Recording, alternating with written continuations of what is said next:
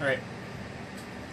So, tell us your name and about your project. So, my name is Arno Pinzayas. Me and my colleague were the first people to put two and two together and conclude that there was, in fact, microwave radiation out in space. And after contacting a lab based out of Princeton University that was studying the Big Bang Theory, we discussed how if the Big Bang Theory really did happen, then that residue of the explosion should be taking the form of low-level background radiation around this time.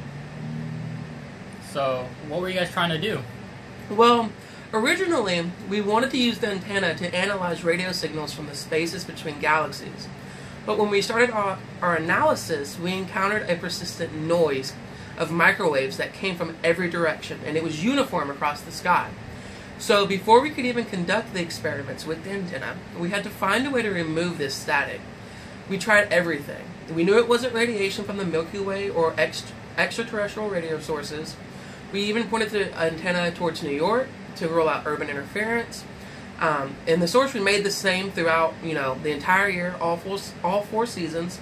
So it couldn't have come from, the solar system or even an above-ground nuclear test site, because we aimed it at that as well. So after that, we even found some pigeons that were living in the antenna, and we kicked them out, and we swept out all the debris and all their droppings. And around that time, we were kind of like starting to lose a little bit of hope. We weren't really sure what was causing it.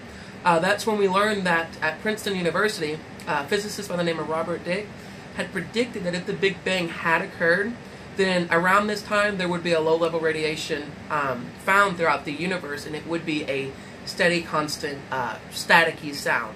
So Dick was about to design an experiment to test this hypothesis when I first contacted him.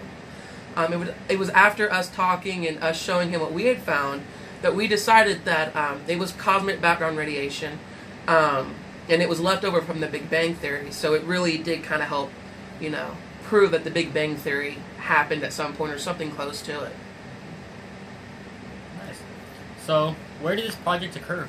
The antenna was located at Bell Labs in Halmondale, New Jersey.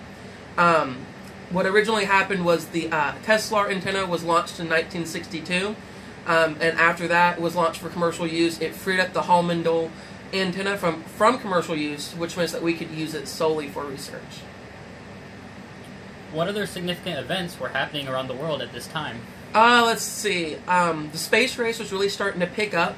The Cold War was still a big part of day-to-day life. It was always in the news. Also around that time, I think in September, I remember President Kennedy publicly warned us of the Cubans holding offensive missiles. And it wasn't long after that, I think sometime in October or November, that he publicly announced that they were going to quarantine Cuba using the Navy. So some pretty serious stuff was going on. So. Okay.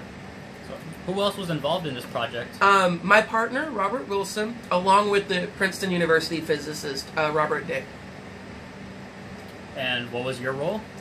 Really, me and Wilson had the same role at the beginning. We were just trying to, like I said, eliminate all possible causes of the noise. But when we couldn't do that, we heard about Dick's experiment, or his hypothesis, and we contacted him, and we kind of went from there.